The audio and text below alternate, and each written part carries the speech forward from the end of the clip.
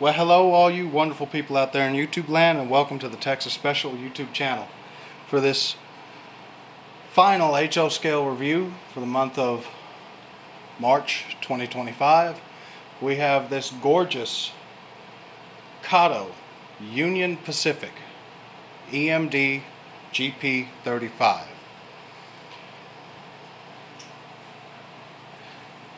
This locomotive was purchased used at the model train show in Pasadena, the Greater Houston train show back in 2024, and I'm finally getting around to doing a review on it.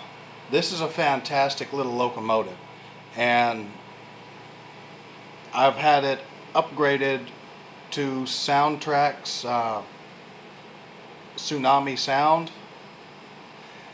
So it has a dual function DCC sound decoder on board, and it is one heck of a locomotive. I mean, this thing will pull. This thing would pull my house off its foundation or burn the motor up trying to, which you'll see here in a few minutes. I've got for the Stars Hollow Railroad, I have a monster freight train assembled for the test run portion of this video.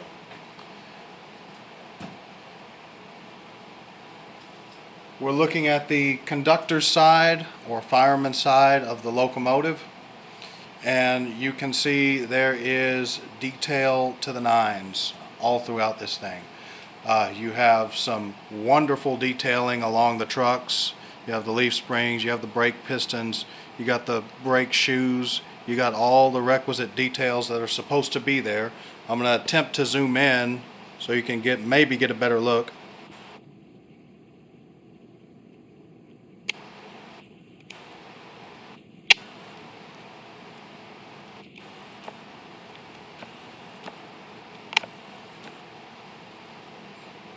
There we go. Now you can see all the details a little bit better. Looking at the engine, you can also see all of these cast-on latches here along the different compartments on the underside of the cab and walkway. You have these cast-on grills. The lettering and numbering is very nicely done. The number 763 matches all the way around the locomotive. You have these fantastic highly flexible plastic hand railings all the way around the engine. Very forgiving of handling as far as taking it on and off the track, in and out of the box, all that wonderful stuff. I do have the box for this, but it is a pain getting it in and out. It's a rather tight fit, so I'm not gonna deal with that, not on camera. You have the sight glass here. You have the filler nozzle here, an emergency shutoff. Actually, no, this is the filler nozzle. That's the emergency shutoff valve. You have the main reservoir for the locomotive here. You've got excellent paint separation between the harbor mist gray, armor yellow, and the red striping. You have cast-on grills throughout the locomotive. There are no see-through separately applied grills on this engine. Unfortunately, that's quite literally the only thing this thing is missing. That and ditch lights. You have the ratchet-style handbrake mechanism here, which, you know, I hate those things. I much prefer speaking from real-world experience as an actual freight conductor, I much prefer the wheel type handbrakes, but now that I'm on the road, that doesn't really affect me much. That was more of a yard thing, working remote control engines. Here along the long hood, you have some nice cast-on grill detailing. You have the appropriate doors all along the long hood of the locomotive on both sides.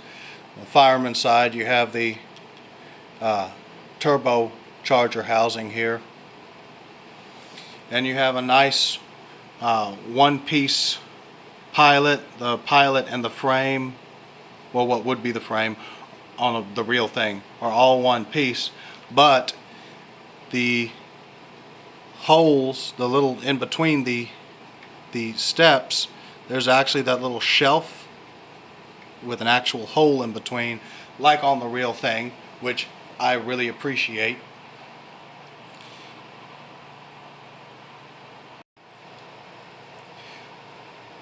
So looking at the business end of this locomotive, you can see here UP763. The 7 is a little faded, but it is there. Nice big Union Pacific. Excuse me. You have the MU cable plug here. You have a coupler cut lever, separately applied, non-functional obviously. You have a little footboard. You have the MU hoses, operating magnetic KD knuckle coupler. You have the crossover platform here and the safety chain. Those are all cast on one piece with the hand railing on the pilot. You have the little storage hatches here cast on, and you have some separately applied grab irons here and here. They're a little hard to see because of the way the camera is sitting, but they are there. And you have these cast on what would be marker lights on the nose of the locomotive in the appropriate spot. You've got windshield wipers on all of the cab glasses. You have a 3-chime air horn sitting on the front of the cab on the roof. The headlights and number boards, all of which light up except the cab.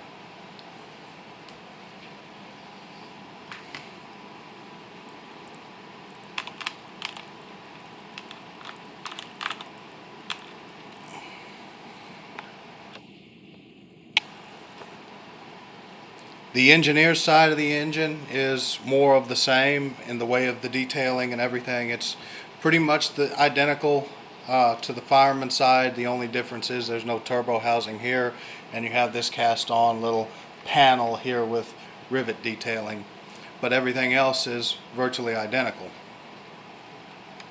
We come around to the rear of the engine.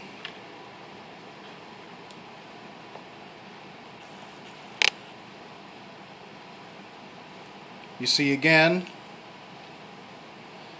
separately applied MU hoses. This is a scale KD operating magnetic knuckle coupler, which at some point I'm probably going to switch out to a standard 148 or 147. It's a little bit oversized. It's not to scale proportion, but operationally they're a much better coupler. The problem with scale couplers is that they're scale couplers.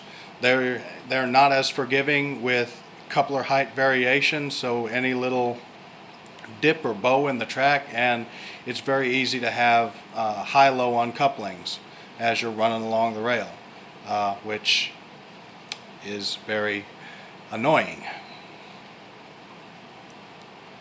You have the MU hose here, MU cable plug here, crossover platform here.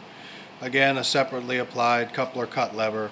And this is all one piece, all the hand railing, the MU plug, and the crossover platform.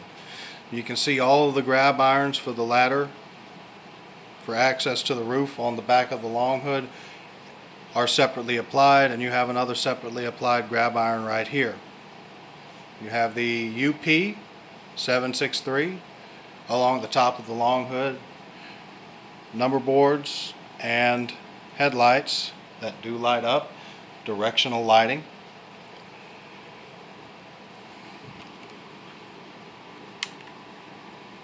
And looking at the cab, or the top of the locomotive,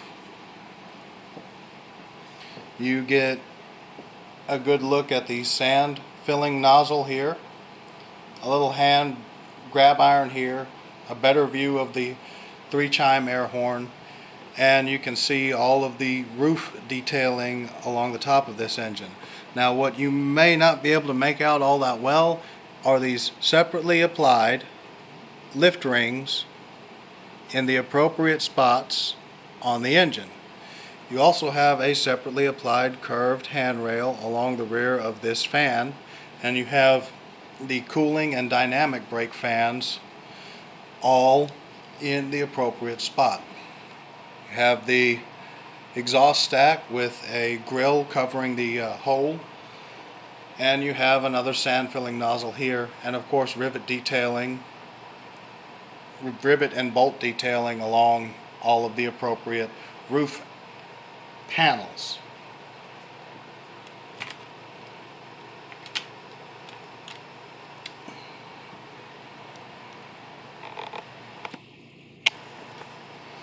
This locomotive is an exemplary model.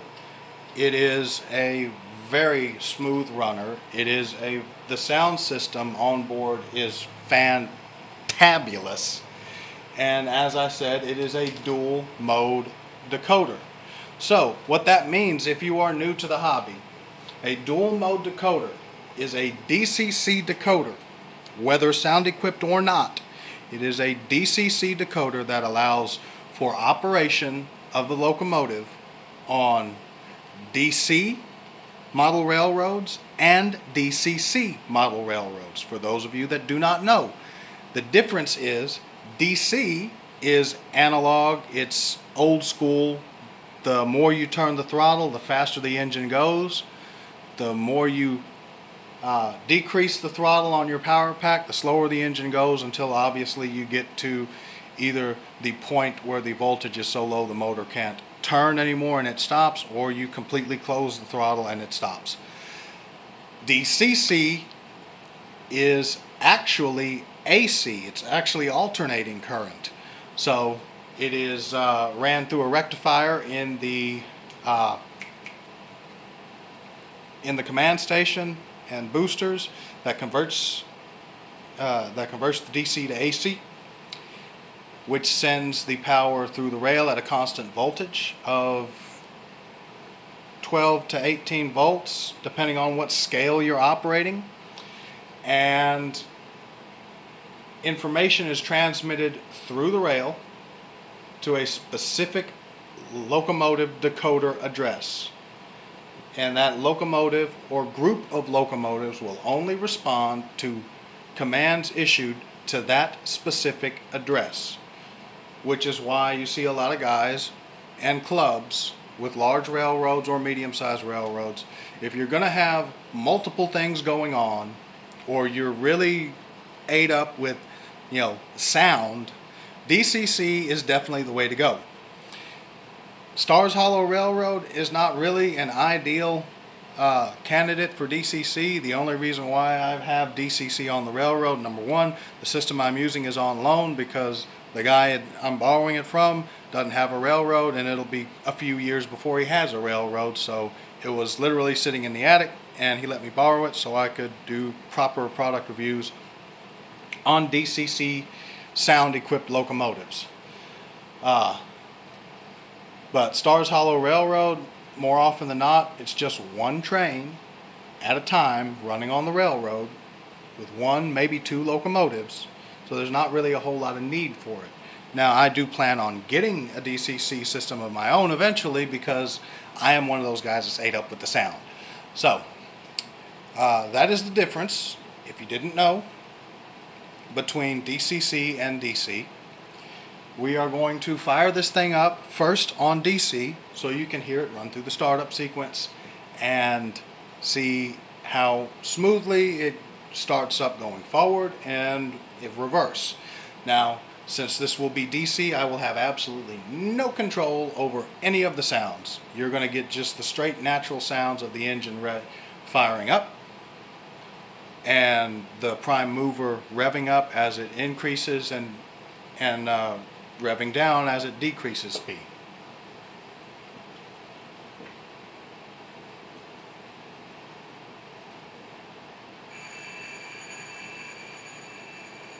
So to get the sound system to fire up, we're at about 40% on the throttle.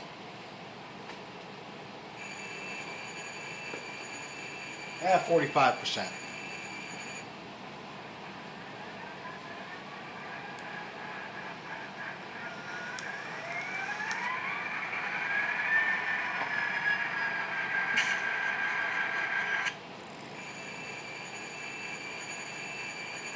I'm going to increase it to 50% because the sound does eat up a lot of power.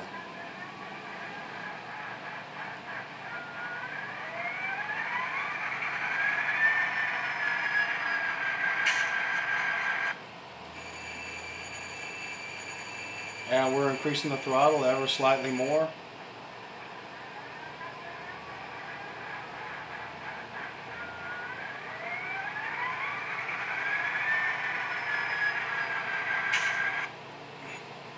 Alright, that was reverse. This is forward. And you can see what I mean about having no control over the sound system.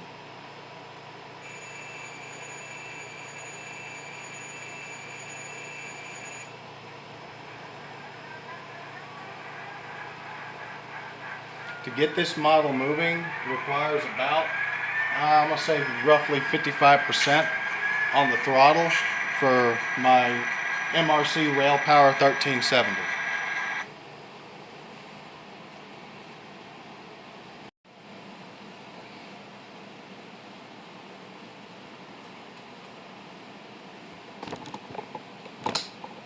Okay, now we are going to hook up the SoundTraxx DCS 51 Zephyr and run this thing with DCC.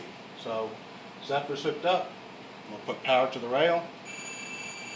The locomotive is already punched up because I was running it earlier to test it to make sure that it would pull this big train.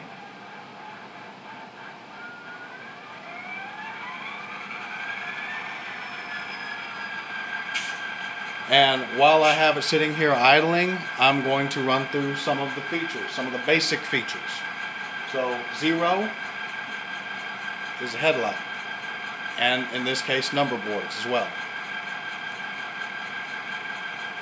It's function 0. Function 1 is the bell. Function 2 is the horn.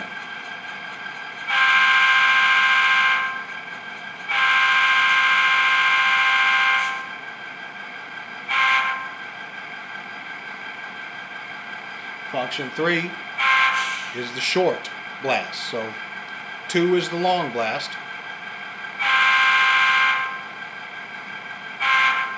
And 3 is the short blast.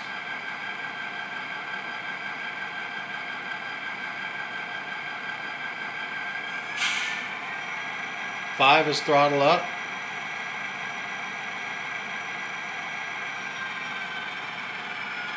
Six is throttle down.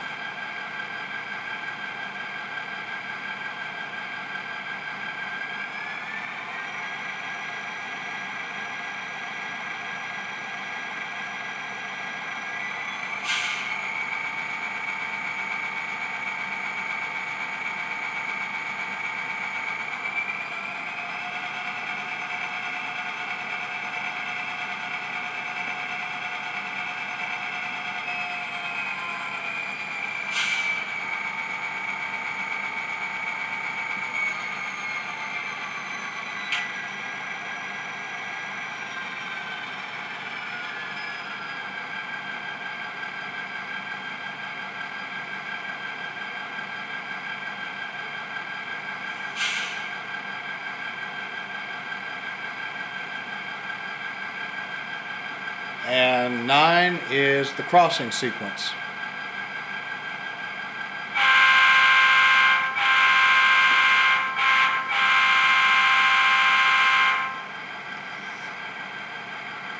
Alright, so we will apply power to we will give it a throttle input and start this thing up, just so you can see how smooth it starts up.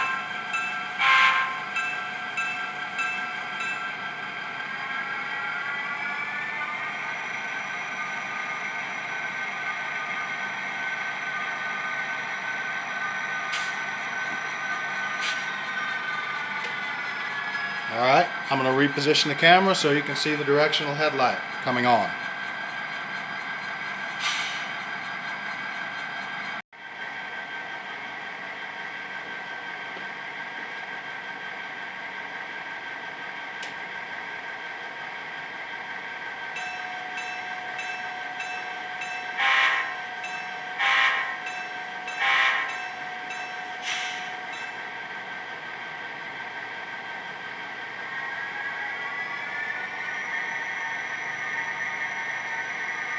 So on this DCS 51, Zephyr to get this engine moving is about, I'm going to say, pretty close to 10% on the throttle input.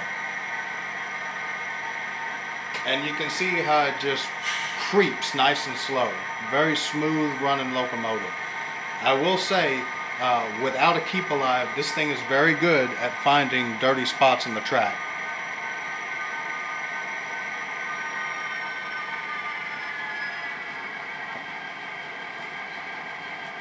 So I have run through all of the sound features on the decoder that I know to at this point in time. Let's couple this thing up to a train and send it around the Stars Hollow Railroad. Now, as I've said before in numerous product reviews, the Stars Hollow Railroad is an uneven railroad. It was intentionally built that way. I did not want a perfectly flat tabletop railroad. I wanted the operational challenge of having a ruling grade. Secondly, 18-inch radius curvature. Now, this engine has run on this railroad numerous times, so obviously it can handle 18-inch radius curvature. So if you find one of these Kato GP35s, and they're made in a variety of, they're offered in a variety of road names, both previous production runs and current, you got an 18-inch radius railroad, you ain't stuck out, this is a perfect little locomotive for something like that.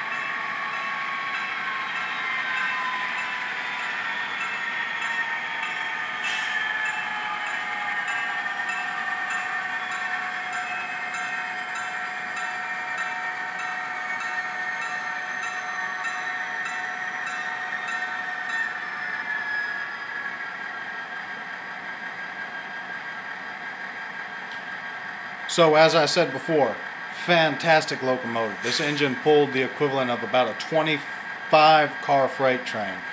Now, if you were counting, you saw there were 18 cars on the train, including that track cleaning car and that caboose. But the rolling resistance of that track cleaning car is worth a good 3 to 5 freight cars. So you see the engine slow down in some of the curves. That's the engine pulling against the resistance of the train in the curves. So this thing is a puller. It is a very smooth running engine, and as you saw and heard, fantastic sound system. I couldn't be happier with this engine. My wife couldn't be happier with this engine. This is actually her locomotive. But I thank y'all for watching. I hope you enjoyed it. And I got the best subscribers on YouTube. Keep modeling, and Texas Special out.